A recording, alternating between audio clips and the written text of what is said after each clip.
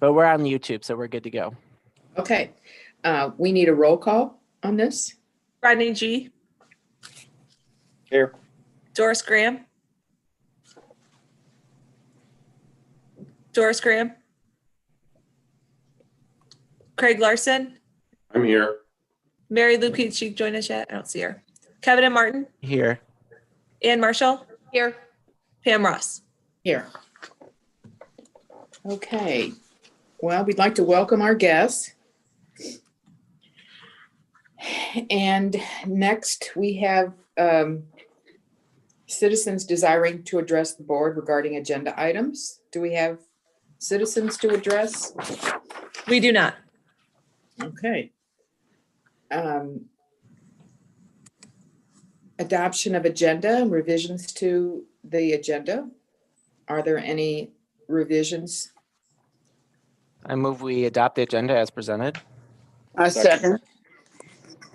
Okay. Is this a roll call or just a voice vote? Just a voice vote. Okay. All those in favor? Aye. Aye. Aye. Opposed? Abstaining? Okay, that motion passed. Next is the acceptance of minutes from the minutes from October 22nd. Do we have any corrections or additions to that? I move that we accept the minutes from the general meeting on October 22nd, 2020. Second. Okay. Another roll call vote? Just a normal vote. No roll Okay. call. All those in favor? Aye. Opposed? That motion passes. I would say I do like the new format of the minutes using board docs. It's much cleaner and easier to look. So appreciate that, Jessica. Yes. Oh, it's great. It's easy. Mhm. Okay. Kevin, would you do us a favor and read again, since you did such a nice job the last time, approval of the executive session resolution? Yes, hereby recommending approval for executive session on January 21st, 2021 at 4 p.m. for the following reasons of litigation 610.0211, real estate 610.0212, personnel matters 610.0213, negotiations with employee group 610.0219, identifiable personal records 610.02113, and any legal issues 610.02114. Be it further resolved that the notice of the closed meetings in accordance with section 610.020 RSMO. Okay, do we have a motion for that? So moved. Second. Who was the second? Dr. Graham. Okay. Thank you. A voice vote? This is a roll call one. Okay. G. Yes. Graham. Yes. Larson. Yes. Lubke. Yes. Martin. Yes. Marshall. Yes. Ross. Yes. Okay, now we get to hear from Matt Wallace on the external audit report. Is he with us? Mm-hmm. Hello, can you hear me? Yes, Matt. Now we can see you too. Oh, great. Well, long time no see. I'll keep this brief. Matt Wallace again, manager with KPM CPAs, and earlier tonight we presented the 2020 financial statement audit results in the executive session. I'm going to briefly go over that again, but again, if you want more detail or if you have any questions, feel free to ask at any time.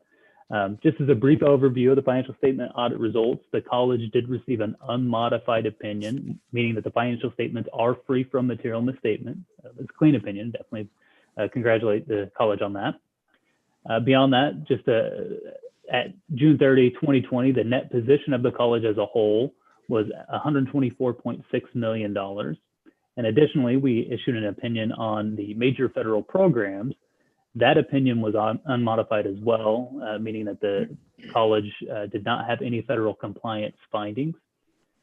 And other than that, of course, want to thank really the entire college staff for helping us during the audit process this year. It was a unique year, and to be able to have everybody work with us to get through that, we definitely appreciate that. Want to thank the board for allowing me to present. And like I said, I can answer any additional questions that you all have at this time. Are there other questions? We had a good discussion of this in executive session, as is our normal practice. And I didn't weigh in and say how much I appreciated the work that everybody did. So I'll add that, say I have no questions. Thanks for everybody's effort internally and our external auditors. Okay. Any other comments or questions? Madam Chair, this is Paul Zink. I always think it's good in the public session to remind everybody that we do post our audit on our website in the consumer information section. So it's a public document. So any employees or other members of the public who wish to review the audits reports, the financial statements, are able to do so. We also, of course, have to share it out with a number of accrediting agencies and all kinds of other institutions. So we will have that up, I would think, probably by the very early part of next week. Okay, thank you for that update. So we are on to our quarterly finance report, and I gather that Mark Swindner is going to help us with that. I can get my microphone on. Okay. I'll share my screen if that's possible here. Hang on a second.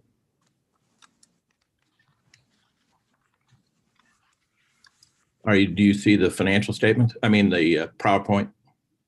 No. Let's see here. Try it again.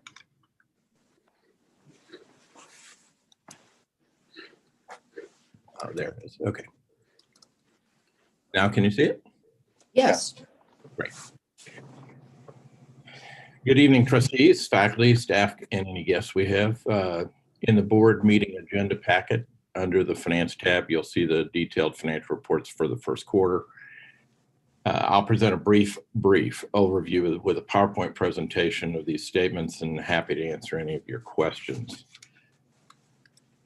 The first slide we have is one that we put out for the general operating fund, which shows the revenue and expenses and transfers for the year. If you'll notice, we're down approximately $3.4 million in revenue, and we'll talk about what are the components of that. Expenses and transfers are down also about $3.7 million. One thing I will point out is that transfers, which you approved in the restated budget, are in the totals, and we have most of those transfers are made early on in the year, and so they won't duplicate. So they have a tendency to distort the expense and transfer numbers in the first quarter. The next slide is a breakout of our revenue. If you look at it, the section in the maintenance fees, you'll see that we're down approximately $1.8 million. The one thing on this slide that I want to point out is the small sliver, which is the gold sliver of other, and that is our interest income primarily, and that interest income has been toward interest rates back in toward the end of the quarter, under the third quarter, to almost zero. So we're going to see less income from investments, probably for the foreseeable future. The Fed has indicated they're going to keep rates the same through the end of 21 and possibly into calendar year 22. So we'll see about that.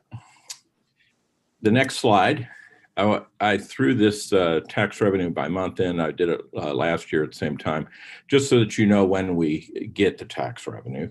The tax revenue generally is in December and January, with the lion's share being in those 2 months, but primarily in January, people paying their taxes at the end of the year. Last year, we had $69.7 million. That matches to the amount you saw in the financial statements. State aid, as discussed before, I think in the budgetary process, it's running about $9 million compared to $10 million, so it's down. And maintenance fees are down roughly the $1.8 million. The next slide is our focus slide, and we're talking about online education. I need to move mine a little bit so I can see it a little better. If you'll notice, for fiscal year 18 and 19, and recognize this is only fall revenue. This does not include summer months, so it wouldn't match to the quarter. This we had broke out online education by campus.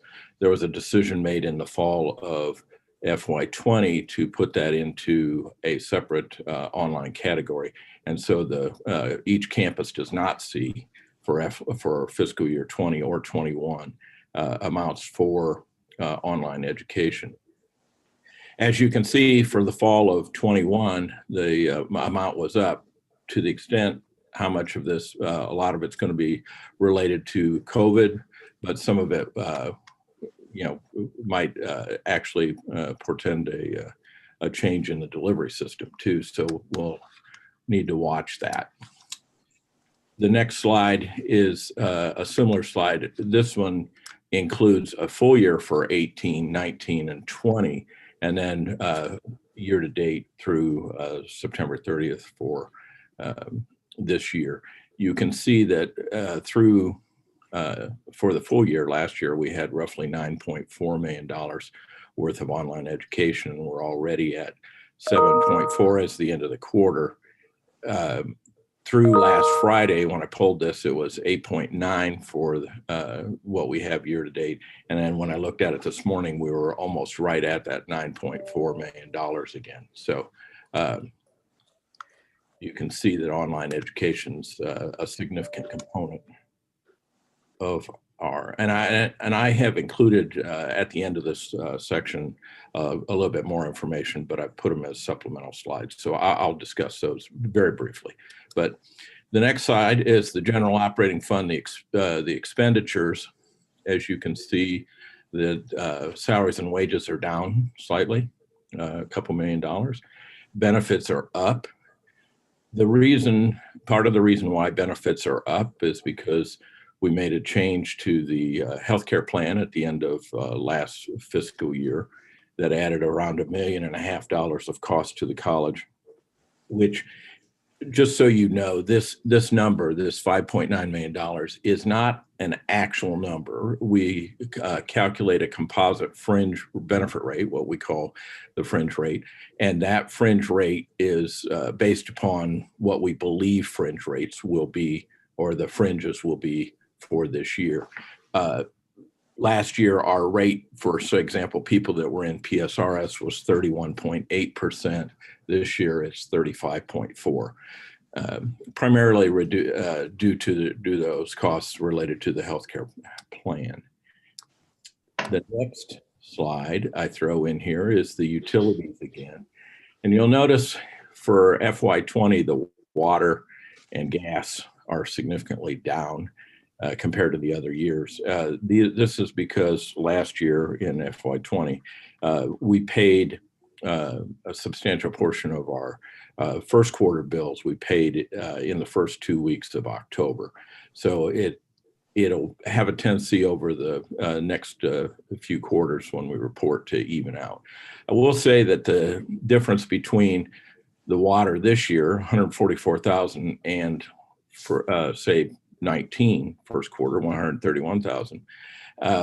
The Ameren, who is our primary supplier of water, system replacement, and that fee has doubled from last year to this year from 5 cents per 1,000 gallons of water to 10 cents. And it doesn't sound like a lot, but that fee represents about 17% of our bill this year compared to 9% last year. So excuse me, Mark, you cut out. Who do we pay our water bill to? Primarily to Ameren. They provide water. So in terms of, Okay. both. Okay. The next slide is the technology fee, and you'll see that this is where I was discussing the transfer issue. You approved a substantial transfer from the technology fee and that to the capital funds, and that ballooned up the expenses to 2.78 million for the quarter. That will even out as we go through the quarters, second, third, and fourth quarters, since that transfer will not be made again. The next slide is other funds, college and student activities. You'll notice that we had a substantial increase of $250,000 on that. This was primarily caused by the fact that we haven't made transfers to the clubs, we call them agency funds, in the first quarter because people are not on campus. So you can say that this is somewhat related to COVID. But these numbers will increase as we go along in the fiscal year.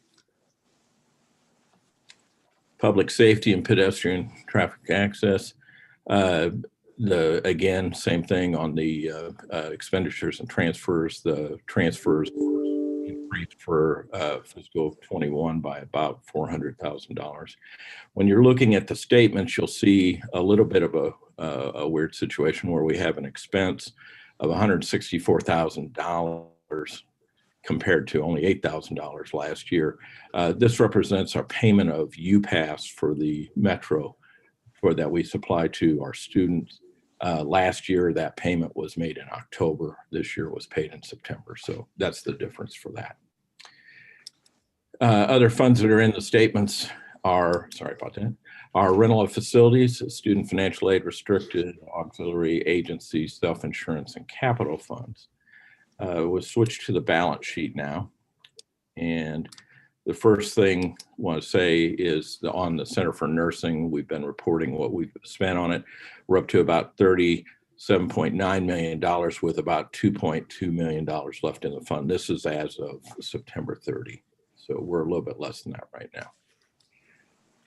And as it relates to the Center for Nursing and certificates of participation, I've thrown this in there last year and I'll do it again this year because it gives the dollar amount of our debt service, which is going to be $3.8 million for the year.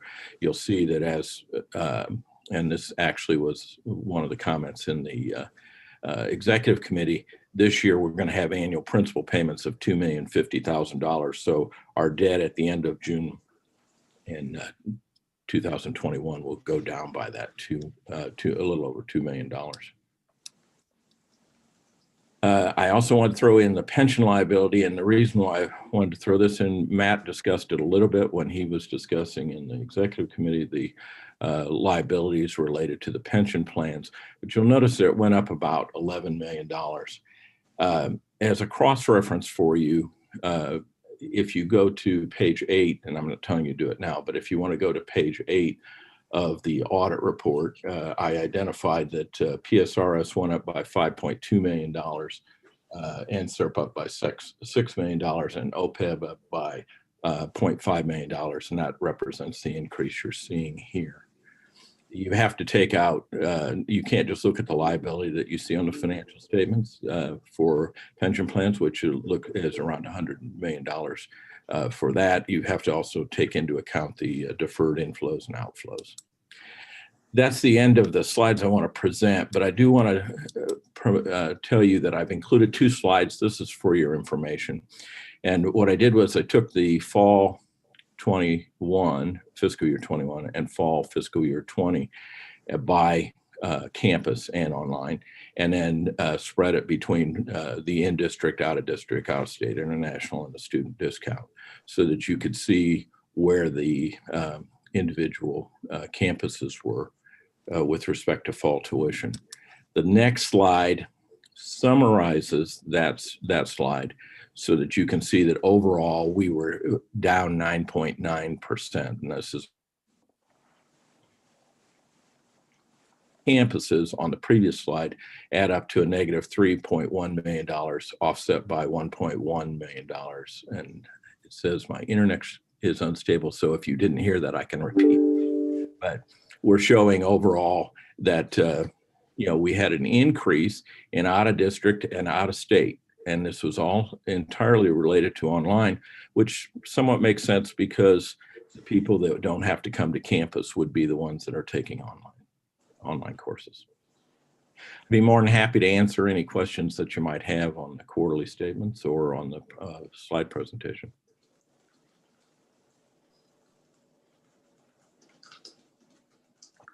Do we have any questions? Okay. Appreciate you letting me provide them for you. Very Okay. thorough. Thank you. Thank you. It's Very helpful. quite detailed. Thanks, Mark. Appreciate it. Okay. Now we move on to the recognition of student and staff accomplishments. And I think Nez will be filling us in on that.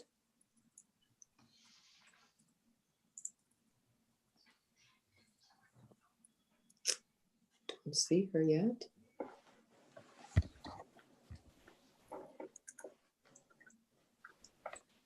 Hi, if you just give me a second to share my screen. Okay, thank you, Nez. You're welcome.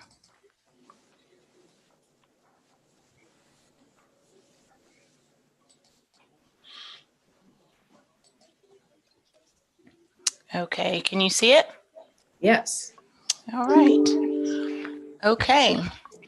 So good evening, Chair Ross, Chancellor Pittman, trustees, students, faculty, staff, and guests. I'm Nez Savala, Communications Manager. So we'll begin tonight. Our honorees are faculty and staff who were recognized by Missouri Community College Association during the annual convention, which was held virtually this year.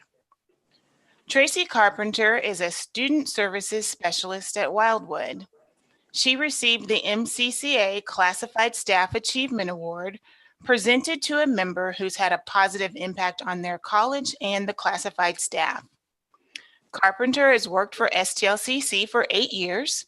She is the current chair of the College Senate, and she's also vice president of the Paraprofessional and School-Related Personnel Division of the American Federation of Teachers, AFT 3506.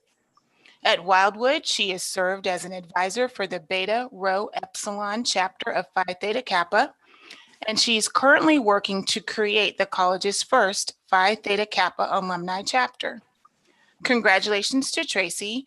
She received her certificate today by mail.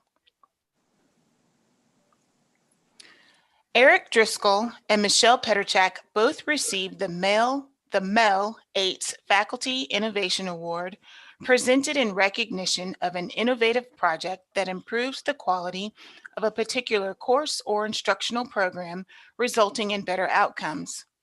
Driscoll is an associate professor and program coordinator of Deaf Communication Studies at Florissant Valley. Peterchak is an assistant professor of nursing at Wildwood. They collaborated to offer nursing students a chance to apply their skills in a simulation involving care for deaf patients. Volunteers from the deaf community acted as patients while nursing students practiced their skills, and students in deaf communication studies, served as interpreters. Congratulations to Eric and Michelle. They both received their certificates by email.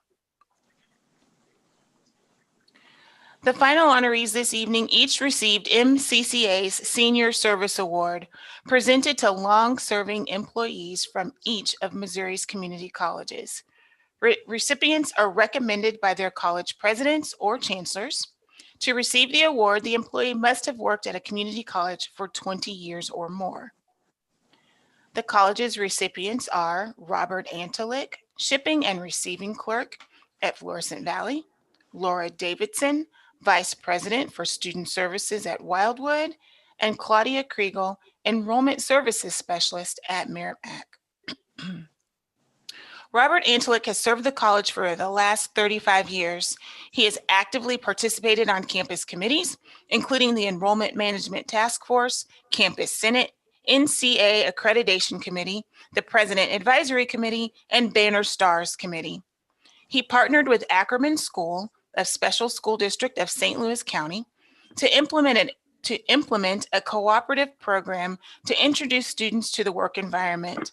And he was instrumental in Florissant Valley campus receiving a North County Beautification Award and the Missouri Conservation Treescape Award. Laura Davidson is a 30-year veteran of community college education. She began her career in 1990 as a vocational counselor at St. Charles Community College. In 2014, she joined the staff at Wildwood. She has co-chaired STLCC's Multiple Measures Committee and completed the Chancellor's Leadership Academy. Claudia Kriegel has worked for STLCC for approximately 43 years as a full-time staff member in admissions and registration enrollment at Merrimack. She was a student worker while completing her associate degree in liberal arts from 1975 to 1977 and began working full-time in 1977 in admissions as a student administrative assistant. She served on numerous committees, attended more than 30 graduation ceremonies, and trained employees both on campus and across the district regarding admissions and enrollment services practices. Congratulations to Robert, Laura, and Claudia for your commitment to the STLCC mission and to our students. And this concludes tonight's presentation, and they also received their certificates by email. So thank you. Naz, it's always so nice to hear about what exceptional people we have. So they're all very exceptional. Thank you for letting us know about that. Do we have any other comments? I'm just kind of curious. All of these people were awarded their honor at the virtual MCCA meeting, which I attended parts of. So I don't know whether that worked or not. Does anybody have feedback on whether they were honored in that, or did it sort of slip past them? It's hard to know. Normally they come down in person and they're, on stage, and they get a round of applause and so forth. And we just couldn't do that this year. I am not aware of how they received their honors from MCCA.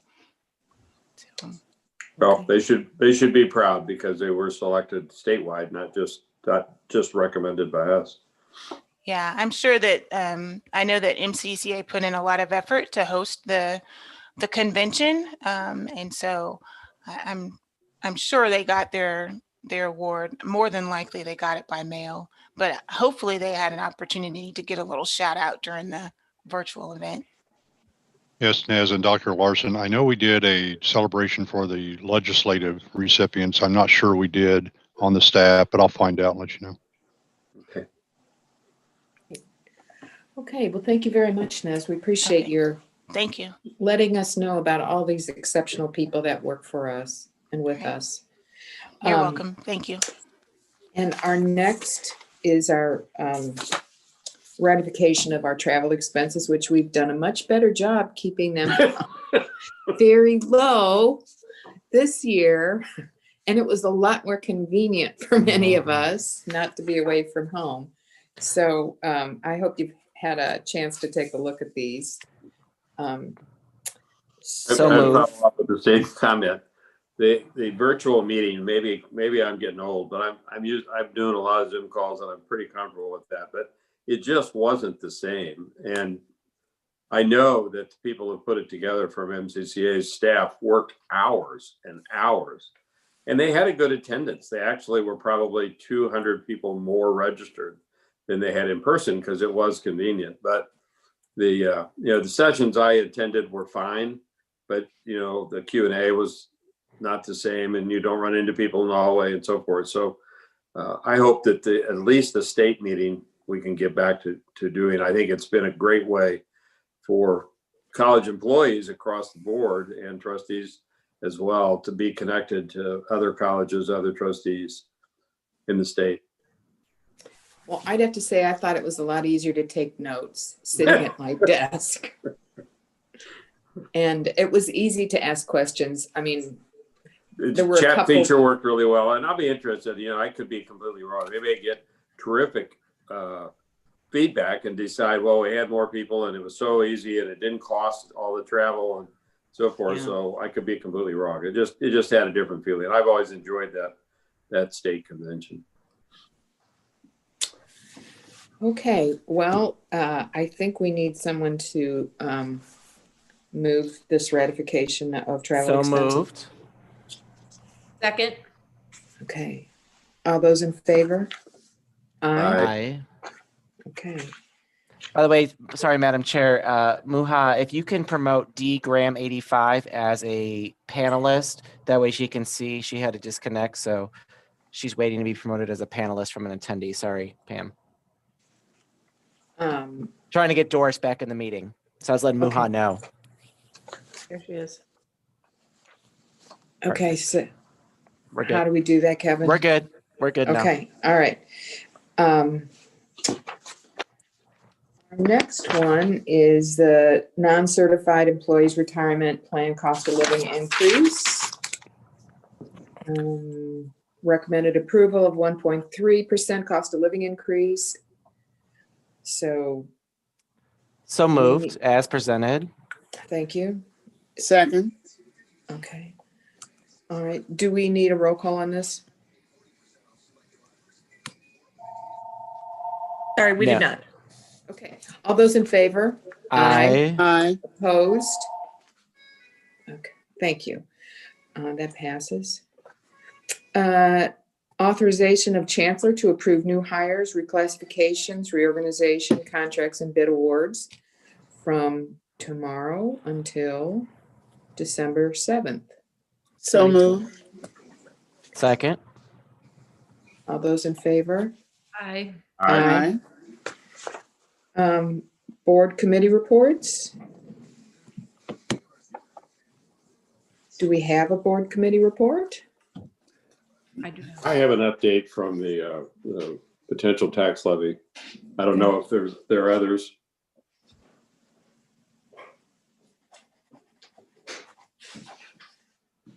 Not hearing any others, I'll go ahead. That's all right. Okay, So I think we've had maybe just had one meeting since my last board update on this. The tax levy adjustment committee is essentially headed by Chancellor Pittman, who obviously can pipe up and add anything he would like, and has a variety of staff members, and I've been serving representing the board. There are two additional committees that have been created. One is in process, is working. That's the internal staff committee. I think Paul is probably, maybe Paul would say he's not, but I would think Paul is probably key for them in helping them be connected to the architectural firm Arturis. They've been giving feedback, talking about possible projects. They've certainly discussed the impact of having the new health building and various staff members from different campuses and departments, probably all in the process of thinking about what would they like to recommend as a part of this potential levy increase. The second committee is Invest in SDL committee. It may get a new name at some point, but that's essentially the Vote Yes committee. And we now have a committee. We've probably got a dozen people committed. We've got 7 or 8 people that are interested, but we are pending because they need to check with their employers or kind of make sure that there's no reason why they would have a conflict to serve. That committee will have its first meeting mid-December, really just as an organizing meeting, letting members talk to each other, ask questions. A good question that came up when I was talking to them is, when you think about St. Louis Community College and property tax, how much of my property tax bill is actually going to St. Louis Community College? And Paul will be able to answer that in more detail as time goes on. But we know for a fact that it's a very small percent, 1 to 3% probably. So we get a small tax from a large number of people. We'll be asking for a small increase. And that's part of our marketing strategy, is that you get a lot of value for your investment here, and the college hasn't asked for an increase for a long time, and we'll be very clear about how we'll use that to improve facilities and programs. So the Vote Yes Committee will meet and kind of get itself organized, choose a treasurer, which is required by law. We've been guided nicely by Lucy Singer in making sure that we follow all the requirements to organize a committee like this that would eventually, in the spring, run the campaign from the point of view of helping the public know why they would want to vote for this. The college can simultaneously, and I'm sure we'll work hand in glove, tell people what would be accomplished with the changes that are being asked for. So that process, those two efforts have to be coordinated, but have to also be very carefully separated legally. I think I probably covered enough around those two committees. We talked a little bit about timing, and I thought there's a couple issues I wanted the board to be aware of and kind of be thinking towards. As Arcturus works on the projects, they're planning to be done and have a proposal in a more final form, probably in March, maybe pushed into April, but probably March. So we've asked that they come to the board in February and not have a final list, but have a list of projects, the value of those various projects, the cost of those projects, so that the board can weigh in and think about what opinions you might have about why would we want to do this one over this one, or, you know, is there another direction to go? And if we wait and just get a final proposal, then we don't really have a voice. And I wanted to make sure we have a voice. So we'll have that presentation and discussion in February. I don't know how much time that'll take. It could be that it'll just be a workshop as we've normally done. We'll see how complicated all that is, and can probably send some renderings and a list of projects and so forth out in advance to help people. The other thing that the board will eventually vote on, and we talked a little bit at the last meeting about Paul really putting together a structure for how the projects would be funded. So there's several different possibilities. I'm assuming we're probably looking at a levy increase, dedicating that levy increase towards the improvements that we want, either in programs or in facilities, making a list of those and so forth. But the work still remains. Would we sell bonds and use the levy increase to pay those bonds off so that we could do some of the work or most of the work up front, or would we want to, over the next 5 to 7 years, gradually do it? There may be even a blended solution or other alternatives. So Paul's going to be working on that, and I would ask that he have an informal conversation with the board in January, kind of thinking about what he sees as a reasonable way to move forward. And he's using some outside investment advisors and counselors. So we may want to have one of them come talk to the board as well, although I think Paul can probably help us understand it. And then we'll probably follow up as a part of our discussion in February on the actual project list with how would all that work be accomplished and funded. So the goal still is to have the board in March or at the latest in April vote to put something in front of the public that would probably be an August election. That's what we're assuming. Nothing has come up, certainly nothing internally has come up to suggest that there's a problem with that. We will do another phone survey of likely voters or voters, regular voters, and we'd like to have the list. So we'll do that probably in that same February, March timeframe. We'll have to set that all up. It takes them about 3 weeks to do the calls and put the data together and come back, so that when the board does take a vote, we know what's the likelihood of a particular project size passing. That's really the main issue. We know from the first survey that people like the college, they see the value, and not only the college, see the value in doing the improvements we're talking about. But if you ask for the moon, they won't give it to you. So you got to figure out what's the right scale. And I think this is a great situation because our levy now is about 20 to 21 cents, and we won't be looking at a huge percentage of that. At the most probably a quarter, 25% increase in that, which would be 4 or 5 cents to the public. And again, we'll have to market that, explain that, talk about what that means to an individual voter in various communities and so forth. So, sorry, I hope that wasn't too long and windy. Any questions about any of that? Doris, you got your hand up, I think. Yes, I did. Thanks for all the hard work you're doing. Are you going to have some talking points for the board members so we will all be on the same page? I was approached by Reverend E.G. Shields Jr. at Mount Beulah Baptist Church, and he was talking to me about it. He said he had been asked to support and be a part of this. And I said, oh my goodness, yes. And of course, I was very positive, just talking. But I think we need specific things to say so we can be all on the same page. And he said, whomever who he had talked to, he's going to tell him yes, because he had talked to me. And he told me yes by email, but he was out of town and said, oh, he was talking to you. So See, I didn't even know. He didn't even tell me who it was. Yeah. Who it was. So I will reach out to him. But your point, the more important point is you've been on boards for a long time, and you know that it's really important for the board to be clear about what it is we're asking the public to do. Yes. And that needs to come down to, as you said, a small list of points that we can easily articulate.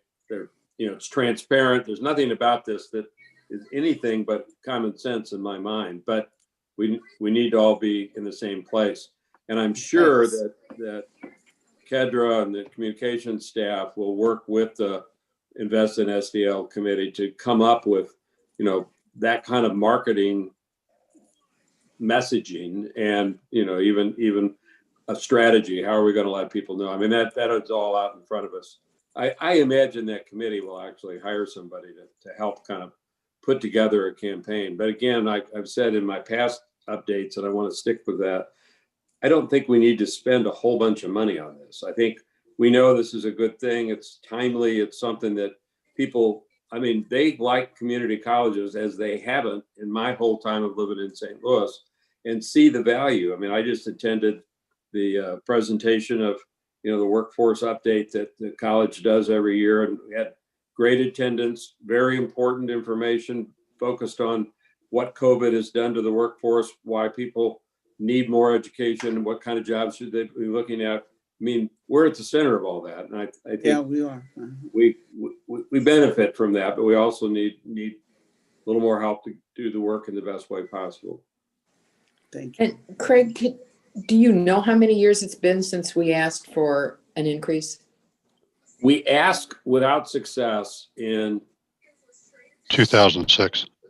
I was going to say 6, 7. I wasn't sure which one it was. And we have a couple members of the committee that are working with us who were involved in that project and are helping us kind of, if I could put it right, see what foibles caused that project to fail, and not fail miserably, but fail. And we're handling everything quite different, learning from that situation. Although most people I've talked to, it's not in their memory. Be an unusual person that would remember the detail from 2006 to 2007. But we will. The first thing we did, I think, that was really important is have this internal committee. So we're asking the people that work with our students, what do you need to do a better job working with students? What's that look like? Whether it's a facility change, an enhancement in the classroom, or whether it's a new program or a new certification or whatever.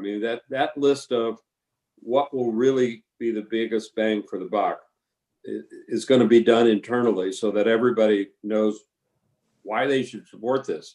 And unfortunately, when this was put together at 5 and 6, probably, they essentially didn't ask college employees very much about it. Some of them, I know the presidents were very involved in helping to put data out and so forth. So I'm not trying to be, not slamming that effort. Again, it only failed by a little bit, but we clearly want to not have a repeat of that. And if you go back before that, it's a long time ago. It's 1984, according to Paul. But what percentage do we need for a pass? 50%. Just a simple majority. That's why I mean, the board will have to make a decision on that. I mean, Paul could bring forward what would be a bond issue rather than a tax increase, but bond issue takes 4/7 in that particular election, and even more in other elections. So a levy increase is easier to pass, more likely to pass. Oh, Paul, I just missed your note. What did you just tell us? Just confirming what Dr. Larson had said, at 50% plus one at any time for an election for a tax levy increase, Okay. a bond vote or the different sorts of financing that we might explore would be more than that. The 4/7 Okay. meant. Okay, thank you. Yes, ma'am. All right. Are there any more questions for Craig or Paul? Just one comment. Really appreciate Dr. Larson's hard work on this. The campaign committee, we're getting ready to have a meeting soon, as Craig may have mentioned, and we're getting that team finally assembled and pulled together. The internal committee is chaired by Dr. Steve Collins. He's a professor of history at Merrimack. We elected to keep administrators completely out of that loop and are just letting faculty and staff work on it. So far, they seem very, very energized and excited about it. The comments have been positive. They're taking this information out to the campus senates at this time to share as well. So we're getting widespread distribution of ideas, which is what we wanted. Okay, thank you. Any other questions or comments on this? No, Craig, I'm trying to drag through my memory and kind of remember. I think we can check, but I think there is some serious worries about stock market or the year before, and people were not open to new money expenditures in the United States. You can check that, but as I recall, it had a lot to do with that. Timing can make a lot of Other difference. things. Yeah, timing can matter. I also know that, I know that the ask was pretty dramatic as you know, like half again of what the levy was. So it was a big 12-cent increase. ask. And did somebody say something to that, Paul? It was an ask for 12 cents back in 2006, which was Yeah, and more than half of our current levy. I would not support 12 cents. I just think, you know, we're in a tax adverse culture. We know that. But we also know that we need to try to deliver the services that we can to students. So if there's a middle spot, we need to figure out how to find that, make sure that people are supportive of it, and they need to know exactly what's going to be accomplished. These are either the drawings that show what the improvements would be, or new programs, how many students would be enrolled, what kind of, you know, pathway, new popular term, obviously, you know, would we be supporting with new programs and all of that. So we really got a lot to do so that we have all of that wrapped up pretty thoroughly for the board vote in March. And then we'll have a campaign. We've got some months after that to help people know why we're doing this and why it's a good idea. Appreciate all the Okay. time with it, Craig. Thank you. Okay, we're on to our consent agenda items. Are there any that need to be pulled or discussed? Hearing none, is there a motion to approve the consent agenda items? So moved as presented. Second. Okay. All those in favor? Aye. Aye. Opposed? Okay, that passes. Now we are the academic and student affairs. Oh, that's still on the consent agenda, Mhm. correct? Okay. Now we're on to human resources. Chancellor's report. Okay.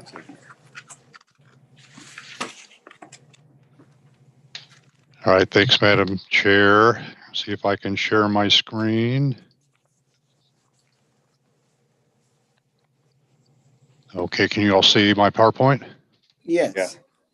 All right, very good. Well, yesterday we had quite a day. We had the State of the St. Louis Workforce virtual for the first time event, and just my congratulations to Hart Nelson and Richard Schumacher and the whole Workforce Solutions team did a fantastic job of gathering all this data in a very, very difficult climate. So what I'm going to do, because I know at least one or two of you were at the event, so I'm going to go through some of these slides.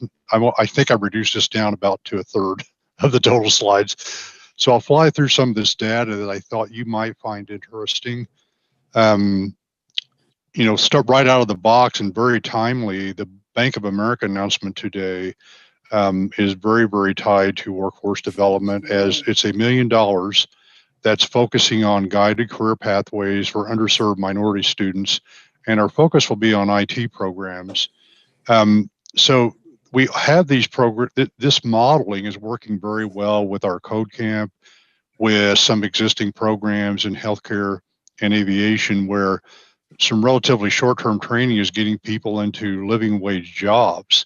And what makes this so successful are these paid internships and using cohort approaches where you keep a student group through the entire training effort. In the code camp, we're seeing about a 90% completion rate, as that was kind of the experiment. And with Bank of America stepping up now, we'll have additional funds to pay for students to go through internship experience, which I think it seems like any of those programs like biotech that has a paid internship experience, you hit about that 90% graduation rate. So this is just a very, very proven model. Quickly going through the report, as last year's, there are 3 parts of the report. The first is basically gathering real-time workforce data. The second part is about it's the research component. It's a survey of our employers. We work with them. The interview takes about 21 minutes. It's a phone survey. We ended up with about 600 businesses this time. That's down from about 1,100 in previous years. Quite frankly, because a lot of businesses they were either closed or didn't answer their phones, because I think some people are working remotely. So it was a little bit different sample size, but that's still statistically significant. Employment size, you can see there, a lot of small companies, 50 or more, 20% of the total population, then 41% up to 50 employees. The clusters that we focused on were healthcare, finance and insurance, wholesale and retail, and biotech. And we were kind of surprised to see a jump in finance and insurance. That particular sector is really starting to grow significantly. You've heard a lot about unemployment. We're at about 7.5% unemployment now in the St. Louis MSA. That's this week. It doubled over the past year, and we know we have a lot of students or a lot of individuals that are unemployed or underemployed. When you throw in the underemployed piece, it jumps up to about 11 or 12%. Our workforce is still aging. I wish to say we were going backwards and all getting younger, but unfortunately, 25% of our workforce is still over 55. So you're going to have a lot of retirements coming up. And what I'm seeing is this pandemic is pushing a lot of people in early retirement. They just don't want to continue to work for whatever reason. So we're seeing a lot of exodus right now of our workforce. Some of the skills that employers are looking for, none of this is probably surprising. This is basically the same list that I've seen for the last 10 years. Communication skills, teamwork skills, organizational skills, problem-solving skills. You're seeing Microsoft Office skills as a basic skill. I mean, I think it used to be that was separate. Now they just expect all their employees to know all these IT skills when they come in. Employer hiring was obviously down because of all the unemployment that has gone on. Almost 30% of the employers had been cut employees in the last 12 months. 24% though continue to hire. And the optimism for 2021 is that 51% plan to increase the size of their workforce. So they're probably planning to bring a lot of people back in the future. Some of the barriers we saw, not surprising, the number one barrier, shortage of workers with knowledge or skills, is still number one. It's been that way for a number of years now. But it just shows that there's all these needs around training and education. And what's frustrating to us is we know there's a big population out there that could step up, get some short-term training, and get into a living wage job relatively quickly. And we need to work in how do we solve that problem to get them into the college.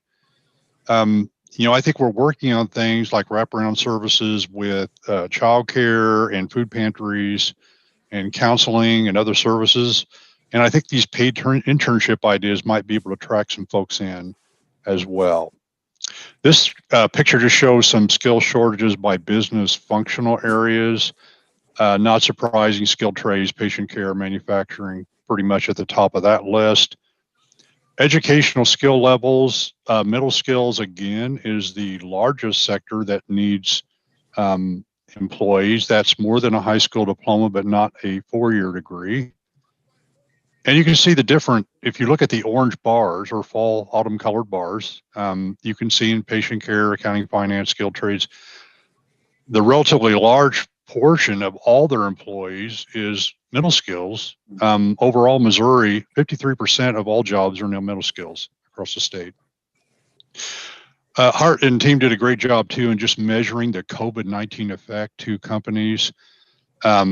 We were kind of surprised. Most businesses do not want to automate processes. They want to continue to get everybody back face to face, back in offices, back on the work floor. That really doesn't come to us too much of a surprise, I guess, in the type of business that we're in. There's a lot of resiliency going around in regards to how we serve customers now. And all of us at the college, I can give you the smallest example with us. We've kind of had to reinvent our business model in terms of how we reach out and work with students in the future. Virtual office, employers, they're just not convinced this is the best way to conduct business. I think everybody's just wanting everybody to get back to the office. Mhm. And I know I do, because it's very, very lonely at corporate college right now. So wrapping up, there are certainly challenges. There are people laid off, there are people furloughed. We're starting to see some resilience and a lot of optimism with hiring this coming year in 2021. We're all praying for a vaccine that will be distributed and administered soon. That, Madam Chair, completes my report, subject to any questions. Okay, thank you very much. Are there questions?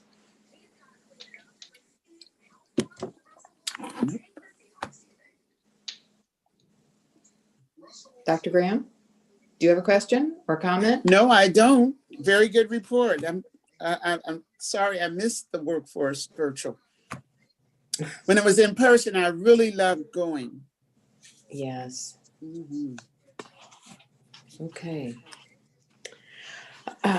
Well, it's now time for the board chair's report. And I would just like to say that I think the board has really been very acutely aware of the dire circumstances that many of our students face currently because of COVID and just an environment that's been very stressful for them and everyone in the community.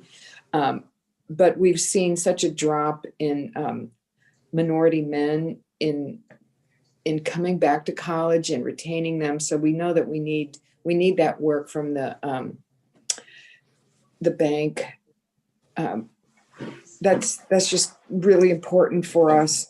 And we have our fingers crossed on the child care grant through the state, and we have a lot of people working on that right now. So we have our fingers crossed. So I know that we are really concerned about the students and their current situation, and we're looking to figure out ways to make sure that they can stay in school or come back to school. So that really is my comment for the board. And now it's citizens desiring to address the board. There are not any. None. Okay. Board member comments. Who would like to go first? Well, just share, Madam Chair, I wanted to again thank Jeff and the team, the Bank of America award, and that work will mean a lot, particularly to North St. Louis and South St. Louis. It will be impactful, and it's what we need, right? So it's just been a difficult year for everyone, but in our minority of places throughout the city, they've been ravaged. And you can't imagine the stuff that's going on. When I leave here, I'm going to be sleeping outside, even though I'm in South Carolina. I'll be sleeping outside to support homeless youth and those that are sex trafficked. So it's powerful what's going on right now. And this pandemic is just ravaging families, particularly in minority communities. They don't have the traditional family unit. And when grandma and grandpa are taking care of the primary kids or the grandchildren and something happens to them, it's just devastating. So the work from Bank of America and Jeff, to you and the team, means a lot. Thank you. Okay, thank you, Rod. Appreciate your work for homeless and trafficked people. It's so hideous. Okay, I was who's just going to next? say, I'll go. Thank you. Thanks, Rod, for all your support of that population as well as we continue. And so certainly I know we need to make sure we're doing our part to keep our distance and wear a mask as numbers continue to spike. And as we have had conversations as well as trustees about figuring out how to support students, faculty, and staff to be safe, as we know that virtual, online, distance learning, whatever you want to call it, is not the same as in person for some.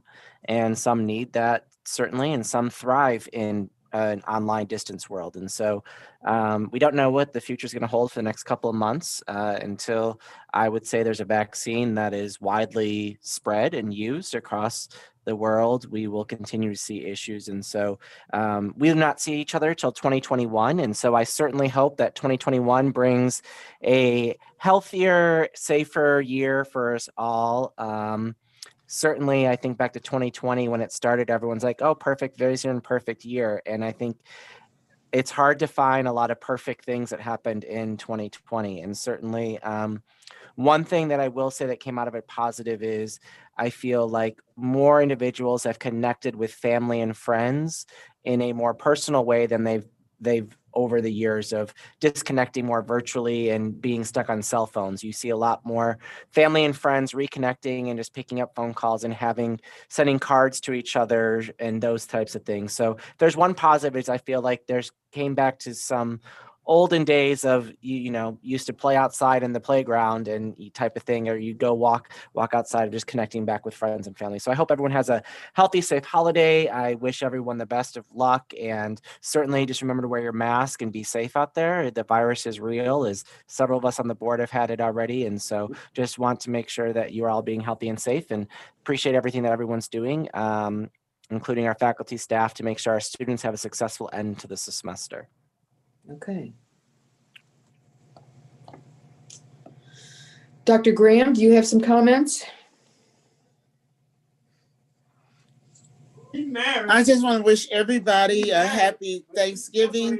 Normally at my house, it's a crowd of people, 25, 30 people, and they leave about midnight and take plates home or whatever.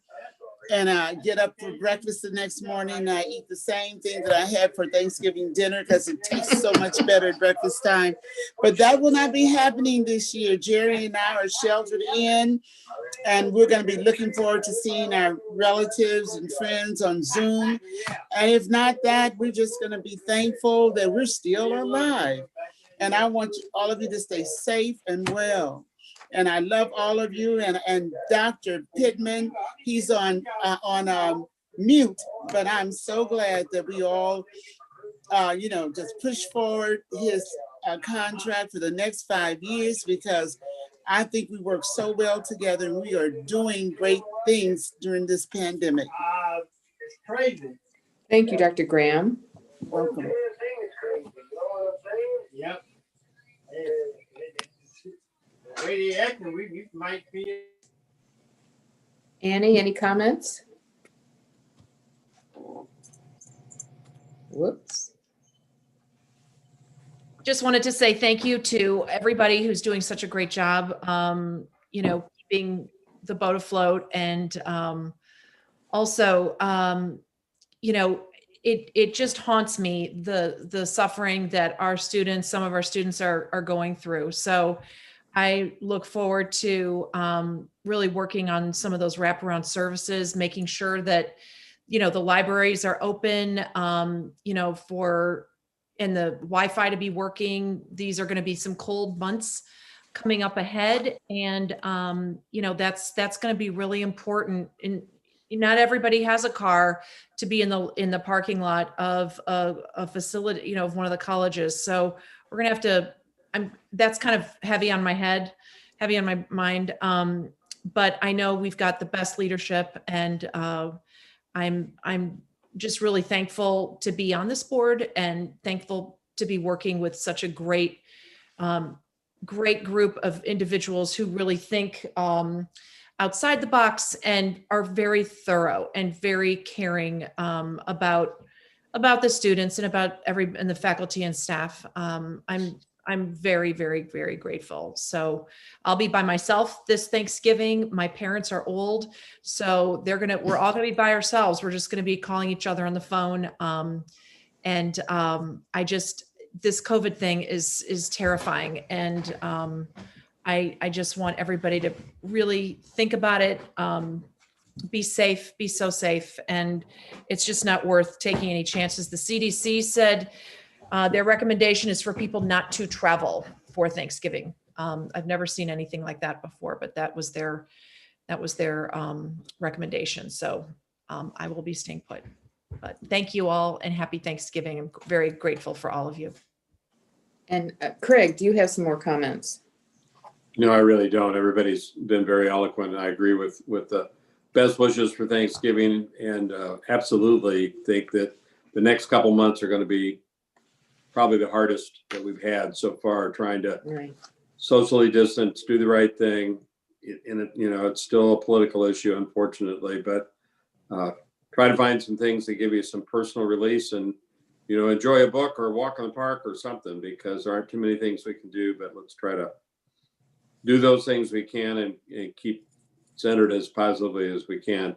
I really liked what Annie included in her comments, and I'll just echo that, is that the more we can think about the difficulties our students have and how we can mitigate and help with those, and encourage potential students to, use the college, the better we're doing to serve the community. And that's what I really share with people now. I serve on a board that absolutely has students at the center of their thinking. And I'm so proud to be in that situation. So thanks to all of you.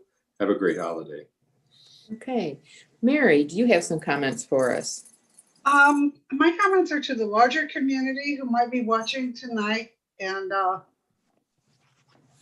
I'm very grateful for these individuals, as varied and different as we all are, because every single one of them has the goal of educating all of the people in the St. Louis community. I also want you to know that it's time to exhale. The hard part is in front of us, but I've lived long enough, like who's ever worried about their grandparents, to know that this too shall pass. We can exhale. The board's doing great work. Our product is education, and the deliverer of our product is the faculty, and they're outstanding. And now with students who need help, we've implemented some new steps to help them get through this difficult time. This particular committee that I'm on right now, with this leadership of Dr. Pittman, makes me very proud, because it's important when everyone's head is on straight. And that's the sense that I'm getting, because I'm the newest member, and I'm going to stop saying that after this meeting. I've had an opportunity to figure things out. And what I want to assure the greater community, St. Louis Community College community, faculty, staff, is there is no one on this board that doesn't have your best interest in mind. So as we move forward into a new year where we will get a vaccination, we will get spring, we will have graduation, I hope. Things are ahead of us that are very positive. So as you celebrate Thanksgiving and Christmas, I would encourage you to celebrate New Year, because good things are ahead. Thank you, Mary. Okay. I don't think we have any new business, so I would entertain a motion to adjourn. So moved. Second. Right. All those in favor? Aye. Aye. Hi. Okay. Let's read it. Do we need a couple minute break to go to our workshop? Or do you want to just go ahead? I say just go right ahead. Go Okay. ahead. Jerry, you gonna put that soup on? We got another meeting. Okay. Our workshop for wraparound services and childcare. Yes, thanks, Madam Chair. Christine Davis has prepared some information for you tonight, and we thought it would be appropriate to talk about all the work that's happened in the last 30 days or however long ago it was before the last board meeting, where we had a lengthy discussion and green light to move ahead with planning for a child care center at Forest Park. We've had a lot happen, and Christine, if you're ready, please go ahead and present. What's that, chicken noodle? Which one? Either one, I don't care. Give me a couple of minutes to get my screen shared.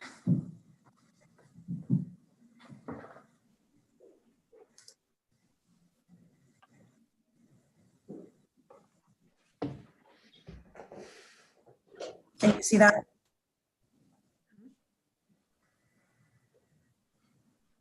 Yes, Yes, we ma'am. can. There's my phone. I'm trying to do this slideshow here. Okay, good evening, everyone. Be with all of you again to talk about childcare and wraparound services. At the last meeting, I talked about the students who responded to on the financial aid application, indicating that they were interested in childcare. And we talked about doing some follow-up with that group of students. So what we did was we sent out a survey. And so I want to go through that with you. And I won't go through all the questions that we asked. We'll talk about some key takeaways, but I have the survey here. So please feel free to stop me and we can talk about, we can dig in and talk about any of the questions that you are interested in learning more about. Okay, so we sent this survey. We developed an 11 question survey. We didn't want it to be too short, too long. So we sort of landed on 11 questions. And the survey was sent to, we decided to do a broad, send it to a broad group of students. So we sent it to all the currently enrolled students. Roughly 15,600 students received the survey. We wanted to go beyond those who answered that question on the financial aid application to really figure out what the real need is for childcare on our campuses. So we had 1,170 students respond to that survey, which is about 7.5% response rate based on what we sent out. Okay, so let's talk about some key takeaways from that survey. 75%, or about 847 students, again, out of the ones that responded, would like to see us offer childcare services on campus. Of those students, 382 of them have 570 children. So we asked specifically how many children you have, 1, 2, 3, 4, 5, and so on. So about 570 children, 382 students. So they had 382 students said they have children who would require childcare. So that would be between 6 weeks and 6 years old. We asked specifically that question. 306 students said they would use campus-based services if they were available to them. 75% of the students were not aware of the C Campus grant that we have. 59% report that a lack of childcare is a reason that they have missed a class in the past. And 81% said that they can afford, we asked specifically about a range of money that they could afford for childcare out of pocket. 81% of the students said they could afford a maximum of $100 per week for childcare. Any questions so far?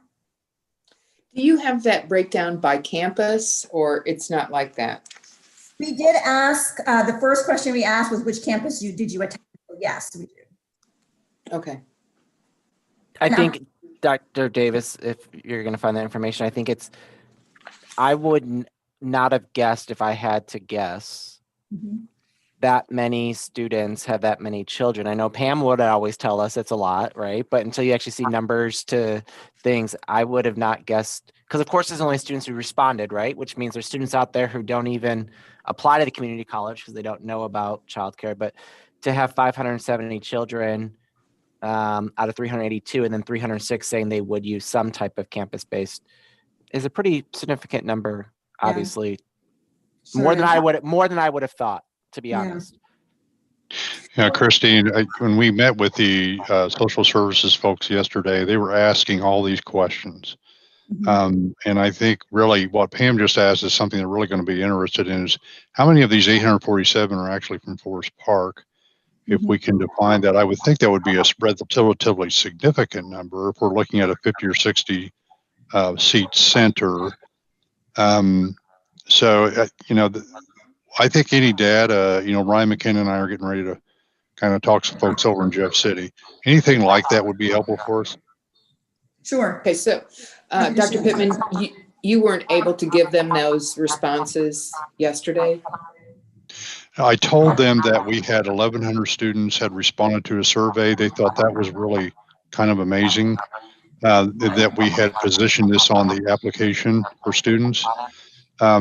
So they know that there's some interest, and I think we can provide them more specifics that will reinforce all that.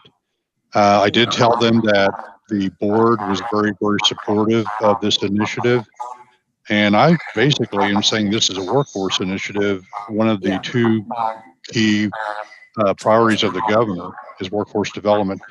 Because as we think about this initiative with Bank of America and with our healthcare programs, boy, this would be a great lineup to encourage students to come use the child care center. They can get themselves enrolled in some of these high need programs. Okay. And Pam, to answer your question about Forest Park, 30% of the students who answered of the 1170 were from Forest Park.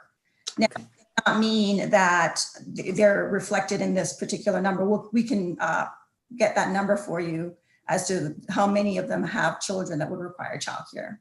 Okay, thank you. Yeah. Okay. So this is a little hard to read, but wanted to, as I was doing research around the different ways that we're funding childcare for students. But so students who obviously report that they can only pay $100. So we know that we need to provide them some support. And there are ways that this could be done. Obviously, childcare tuition and fees are one of the biggest areas that childcare centers fund this. But there are others, like we know the C Campus Grant, our foundation, United Ways. So there are various ways that we can partner with other agencies to help support students. So it's one thing to have a building, it's one thing to have the opportunity, but students still need to be able to afford that. So we need to think about ways that we can subsidize and work with our various agencies to help students get scholarships and so on to be able to afford childcare services, because it's obviously not very cheap at all. Dr. Davis, I just had a question, and I don't know if it's for you or Paul that relates to this. Can we legally institute a student fee that would support a service of a family support center, which would include the childcare operational cost in a student fee, for that way it's accessible for all students and all students are kind of supporting it? Is that something that's An excellent question. I think Paul would need to answer that. I know that in my previous life, we could not do an activity fee. Universities had a lot of leeway to do one, but we could not. So I don't know, Paul, if you're able to answer that. Because I know we do a technology fee. So to me, I'm just thinking. Yeah, I am here, Dr. Davis and Dr. Martin. There is no statutory provision that would limit us from doing that. Like our student activity fee, for example, as well as our technology fee, were board directed. I will just add our student activity fee, when we have increased that, when we increased it several years ago for the UPass, we did work with the student government and, certainly had some student buy-in to do that. But there is not a statutory provision that would limit us from doing so. How much is, just out of curiosity for frame of reference again, how much is our student activity fee and how much revenue does it generally generate a year? Quickly, if you have it off the top of your head. Well, I can tell you the fee is $6.50 per credit hour. Which is pretty high, obviously, right? Which is pretty high. And if you sort of figure that on 310 or so credit hours, which is, the budget figure I believe we've used for this year, about $1.8 million from that fee. So a dollar fee would give us about 300,000 a year. That is correct, sir. Yes. Give or take. Thank you. Okay, moving on to, just wanted to touch briefly on the C Campus grant, which is obviously as an award that we have. It's a federal grant. It's that amount of money is intended to serve 125 to 150 students per year. The grant does cover, it's on a sliding scale, so depending on if the students' income, Pell eligibility, and so on. Right now, we're only serving approximately 20 students. Obviously, because of COVID, those numbers are low. But based on that answer, if you think back to that answer from the survey of students saying that they were not aware of the grant, we need to do a better job of marketing and making sure students are aware that this is an option for them to help them not only pay for childcare here, but there are other licensed facilities around our region as well. So right now we're only serving 29 students in our center at Flow Valley, and then 11 students in other agencies outside. So the $209,000, is that the amount that we're allowed, or that's the amount we use? That is the amount we were awarded. And what happens if we don't use that money? That is an excellent question that I do not know the answer to. I don't know if that gets rolled over. Paul, do you know if that's rolled every year? It is not rolled. It's an annual allotment. So if we don't use it, it just goes unused. Okay. So we really need to. I should stress, we don't use it. Our students use it, but it's just a matter of making them aware of that so that they can. Right. We really need to get that message out to our students. The other thing that we also, we need to find out where those licensed childcare centers are and have a list for the students. I think that would make it. We have that in, but great. I will own that we need to do a better job of getting the word out to students and connecting students with those resources. Cool. Absolutely. We don't want a dime left on the table. I want to give any money back to the feds. All right. Okay. Okay. So I think Craig's talking to us. If you are, Craig, you are muted. I was muted. I think we should include the fact that we have support for parents and families in our marketing. Maybe we are doing that, but I don't remember seeing it. Thank you for that. Wanted to also share this option that's available. The state of Missouri does have a child care subsidy. It is for low-income parents or guardian of a child under the age of 13.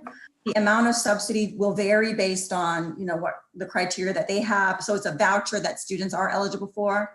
So we're going to actually investigate how we can get our students connected here. That this is also another option for them to pay for childcare services as well. In addition to that, we have a small pot of money from the SDLCC. I believe that balance right now is about and we do use that money for emergency childcare services, so students can apply, and we will award up to $250. And that's all. We set that criteria of $250. So I'm sure if we wanted to look at that, we'd have to work with the foundation to see if we wanted to increase or look at other options for that money. Again, it's not a large pot of money, but certainly I know that that's something that Joanne and her team and the foundation are working to increase that money so that we can have more support for students. But it's also another option that we have used for childcare services for our students. Okay, and then Dr. Pittman touched briefly on the proposal. So Dr. Pittman, I don't know if you want to talk a little bit more about that. Well, in some ways, it's relatively simple. They have 4.7 million available. We want 4 million of it. In the proposal, we had 3 options. The one that's allowable is option 2 because they can only use the funds for renovating space. They can't use the funds for any new construction.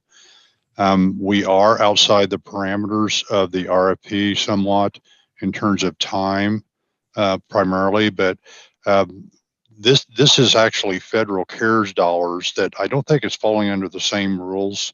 When we look at the deadline, they asked, I think that's more of a state imposed deadline. So we're trying to see if we can't get around some of those parameters to circle back to the agency next week. And I'm also working with Ryan McKenna and John Barget, who have some pretty good connections over there that might be able to assist. I think the staff that visited from the Department of Social Services is very interested in the program. However, they do not make the decision. There's a review team that does that. We're just trying to figure out how the decision process works and who best we can reach out and contact and answer any questions they have. And Dr. Pittman, this would just be for the renovation of the space, correct? The $4 million, not to operate the center. Yes, that's the renovation of the space. That's around 10,000 square feet of space. Of course, we have the pleasure of removing all the asbestos and all the other stuff we normally have to do when we get in these older buildings. But it would be a really nice space, and the team from the Department of Social Services seemed very, very impressed by the space.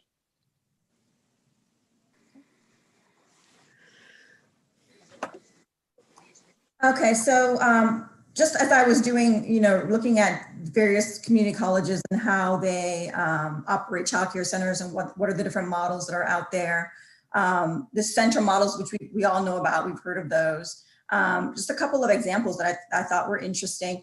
They're relatively small. I mean, these centers are not serving huge numbers of students. Our Flow Valley location is licensed to serve 160, which was on the larger end of the ones I've seen at other community colleges. But Montgomery Community College has a pretty a nice center. They also partner with their state pre-K program. Of course, that's state of Pennsylvania, so the requirements are different. The options are different, and they have just one center. Pikes Peak Community College is another one in Colorado that they actually have a comprehensive child care center with a parent resource room, which if we were to do this here, I would definitely want to push for us to have some sort of resource room and parenting materials and other community resources. Definitely. Yeah, available for our students as well. And like I said, the Flow Valley campus, that location, it's licensed for 160 students. There are some other approaches, to childcare if we didn't have an actual center. We talked last time about our family resource center and really growing that.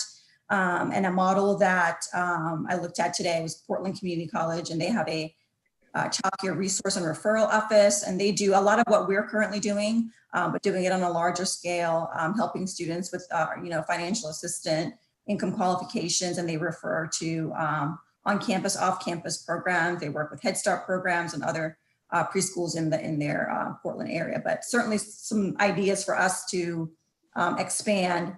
Regardless of what we do with the center, I think we ought to expand the services that we're getting to our students and helping them connect them with resources in our communities. Dr. Davis, everyone at ACCT looks to California because they were the first to offer the Family Resource Center. And that means that the parents can study and have their children watch. So they have a lot of additional programs. It's funded, right? In California, I believe it's a state funded. Yeah, probably. All the community colleges, I think, yeah. Yes. Mm-hmm. Yeah, so I'll look some more into those models and see what they do. As I was talking about this with the Student Affairs Leadership Team, and one of the things that we know that students will come in for an appointment, we know that a lot of our students have children based on that number, right? That 570 number. When they come to see their academic advisor, they bring their child with them. Right. And, how neat it would be if we had a place for them to just drop off their children Right.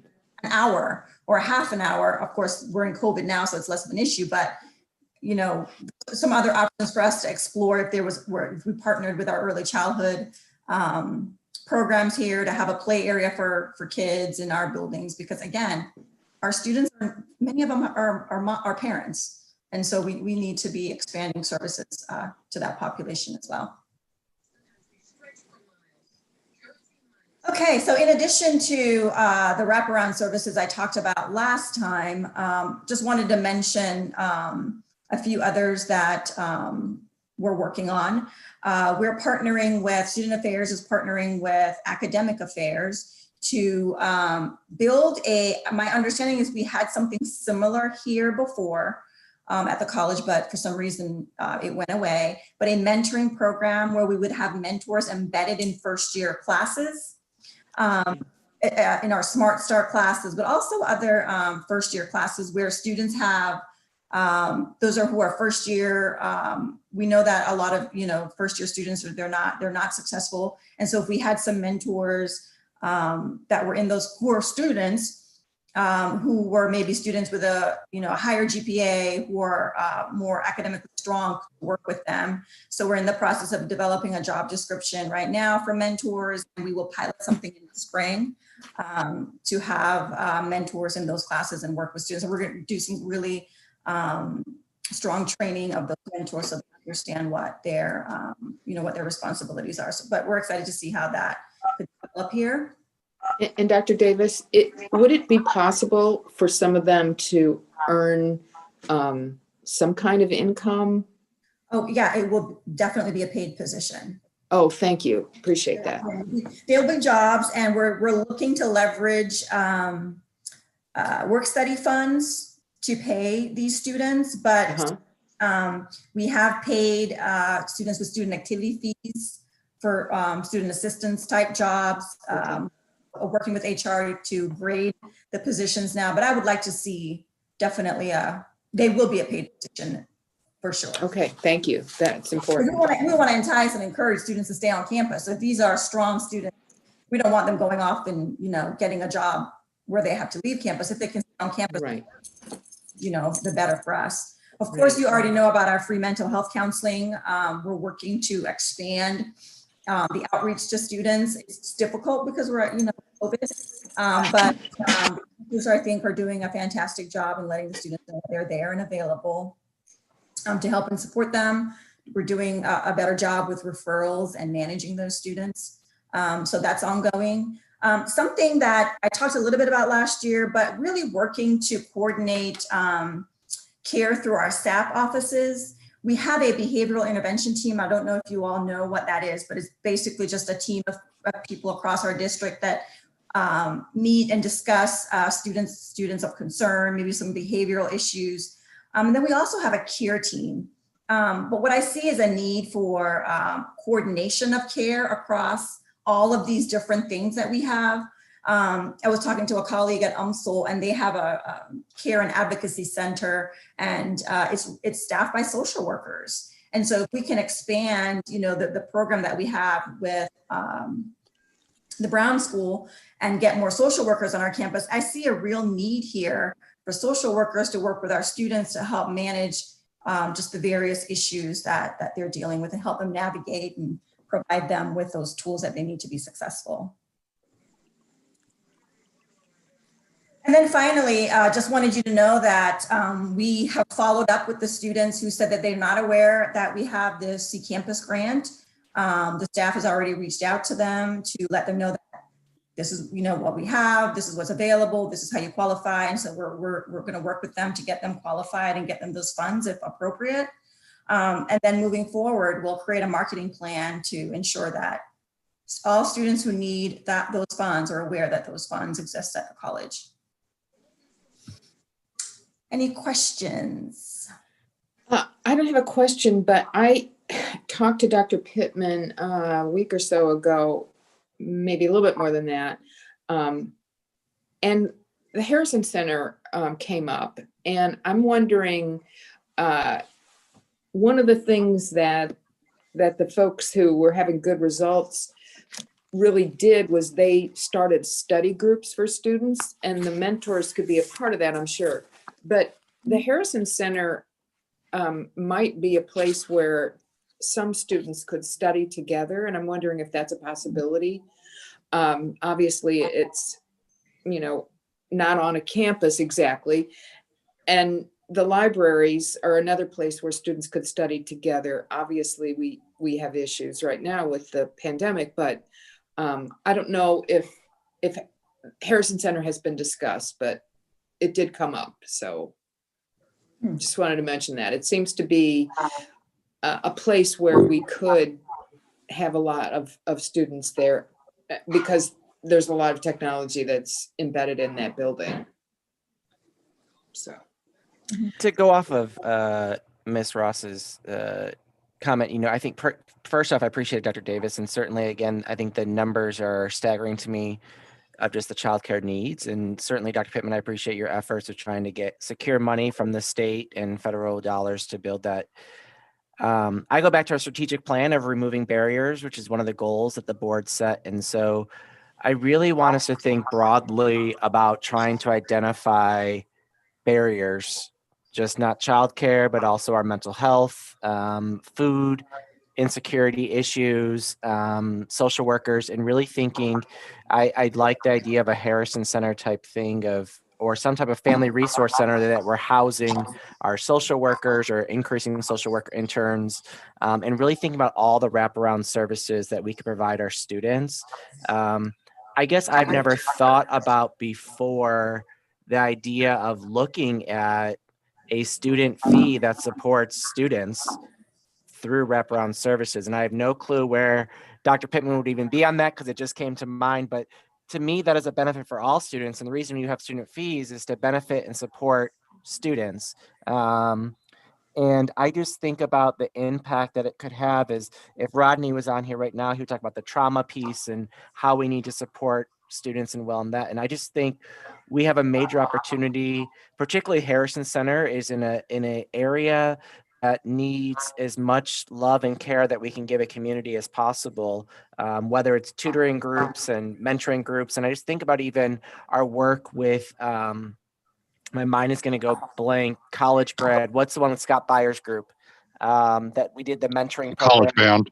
College Bound. Like all of those things that we do, how can we funnel them, which they all fall under your department, but under like a family resource, removing the barriers strategic plan, please. So I'm just really encouraged by this. And I hope we explore possibly, Dr. Pittman, to look at if a student fee would be needed for the trustees to examine and see the benefits of how you could truly do support services for all, because I do think there's not one group that you can say needs a social worker or counselor or something else more than other. It's really all students, and food issues hit everyone at different points. And so there's just so many things that I think I encourage you to dream big as we look at that strategic plan. Keep yourself aligned to the strategic plan, removing barriers, because I know we did a lot of work on the strategic plan, and the one reason was to make sure the trustees stay focused on the strategic plan. And certainly, I think that is a big one that we just need to look at and think big about of how we can provide services outside of academics to truly support our students, because I think that will ultimately grow. As I think about ACCT conferences, there's plenty of topics we could talk about. I think our our early college program is an excellent one. That's a model for many colleges to look at, but I think we really could be leaders of meeting our vision of this college if we truly look at how do we provide this resource differently than how UMSL, Harris Stowe, some of our other neighboring institutions in this region can provide. So I really encouraged by it and encourage Dr. Pittman to think big about, whether it's a fee and how do we really wrap around services to remove those barriers as described in our strategic plan. Let me just jump on and add to what Kevin said. The problem we've had with childcare, thinking about sort of how to do it, is really not finding the money, although the grant would be wonderful, but not finding the money to build the facility. It's the ongoing cost, of supporting either a drop-in center or a combination where we'd also have some full-time children. And I've never thought about the student fee as a way to do that. I mean, 50 cents added to the student fee might make it very possible for us to run childcare centers on each campus or as needed based on the need. So that's a pretty exciting idea. I mean, for me, it's a new idea in this conversation, but could solve the problem of the ongoing cost. Because, we can't collect enough money from our students to pay for quality childcare. We know that. So somehow we have to subsidize that. And that's a barrier. I mean, that's a barrier we're trying to solve. And I think maybe we've come up with a pretty interesting idea on how to do that. You know, the other thing that we heard at the ACT conference was asking the student cafeterias to be open longer and be available for food for students. And so I'd like to, you know, look at that a little bit more. We do have, you know, cafeterias in all campuses. And the only concern I have for Harrison Center is I'm not sure what public transportation is like there, but certainly it is in a neighborhood where the need is very great, and it would be a reasonable place to start getting students to look, perennial students to look at, prospective students, I mean, to look at what's available, because that would be, you know, place in their neighborhood. That was actually the design of the center when it was built, that place. I mean, as it was opened, I listened to all the speeches. The idea is, you know, let's offer certification programs, study groups, a chance to take some tests if you need, you know, which could be personality tests, they could be ACT, I mean, whatever. So we would provide support for that region of the city to get a next step or get a foot in the door towards college. Right. Not so much the thought that we would run a lot of college classes there. And so that's what I know about that. But I also know it's been 5-7 years and we've had trouble getting people to commit time to come in, even when there's wonderful technology there and people help them and stuff. So I don't know what the gap is, you know, whether it's maybe it's the community. By the time we got that facility built, that community had actually, you know, they've knocked down a lot of the houses around there. It's a pretty rough area. So maybe it's that. But anyway, it's a great facility. It's, you know, certainly open to be used in some effective way. Right. And we're doing some things there now. I'm not trying to say we're not. We have. I don't know how to jump in. Trying to keep a program or a set of programs there so that we're using the facility. But the original idea was, how can we get students to get into college? Pamela? Yes. Being a former teacher, it was just so hard for me to sit here. I kept raising my hand and raising my hand. I said, I don't know how to jump in here. But anyway, when Kevin, who's muted, said, think big, Dr. Christine Davis, did you know right across the street from the center is a Vashon High School? Yes, ma'am. And they have a very strong alumni association there. As many of my Delta sorors are on that alumni association. And I'm thinking big, you know, that, I mean, that could be a feeder right into whatever a resource kind of thing we have going to get those high school students, you know, and many of them already have children, over there to that center there and right on into one of our campuses to get there. And Vashon is a fairly new building. Yes. Highly underutilized, maybe 1/3 of the capacity. So a partnership with the city, I don't know what that'd be, but certainly not a bad idea. Thank you.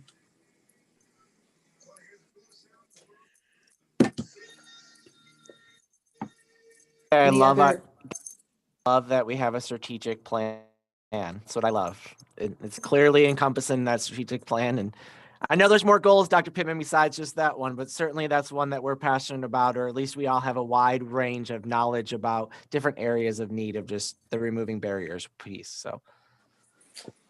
Yeah, I agree. And I think the idea of a additional student fee is a real valid one to consider.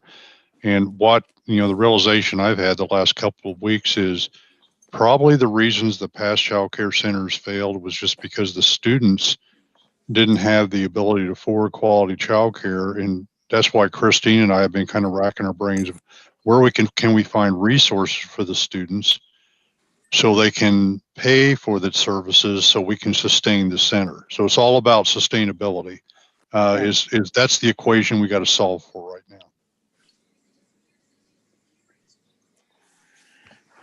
Okay, do we have more comments? I just have one. And if you make a $2 fee, that's $600,000 and you've done it and it's done and it's paid for every year, which is cool.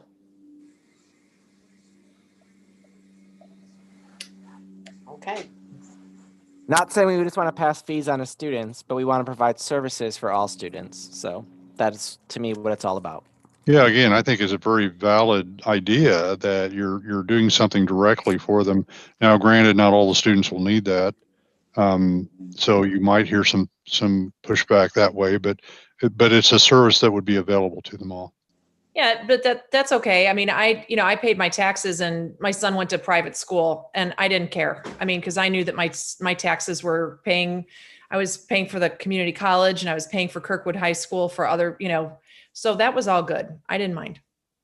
And that's where I think the whole wraparound piece makes it more impactful and far reaching by not just childcare, but including childcare and the family resource and all the mental health, the social workers and all that truly provides services for everyone, not for a certain population. I think the Paul mentioned to me Pell Funding. That's another part of the equation we need to look at. That's a variable that we might be able to fit into this. That there is quite a bit of, because our tuition is so low, they have excess Pell dollars as well. Okay. Lots of great options. Yeah. Well, I'm glad we did this. This gave us a lot of new information that we didn't have. And that survey was really telling. Thank you. Thank you so much, Dr. Davis. Thank you. That was fantastic. Thank you. We really appreciate your work. Really. We're so glad you joined the college. Yeah, and Christine, if you could insert on that one slide that showed all the bullets, what the student population from Forest Park responded to the survey, and then get that to me, and I'll get it over to Barjay and Ryan tomorrow so we can see what we can do to rally over in Jeff City around this. Yes, sir. Yeah. And I'd like for us, for the trustees to get, that email as well, if we can. Sure, be glad to. Okay. All right. If I could also, I would like the whole slide presentation. That was fantastic. I'd love to take a longer look at that when I'm by myself with my turkey leg or whatever it is on. Will do. You're going to send it to all of us? That'd be great. Thank you. Yeah. And I just took notes. I just took notes in my book on everything. Okay. I'll have double. Well, thank you, everyone. It's been great. See you all. Okay. Unless you have anything else, right? We're done? I think we are. Excellent discussion. I don't think we have to adjourn this. We just quit, right? Yep, we just quit. Thank you, everyone. Great to see you all again. God bless you. Happy holidays. Stay safe. Stay safe and well. Bye-bye.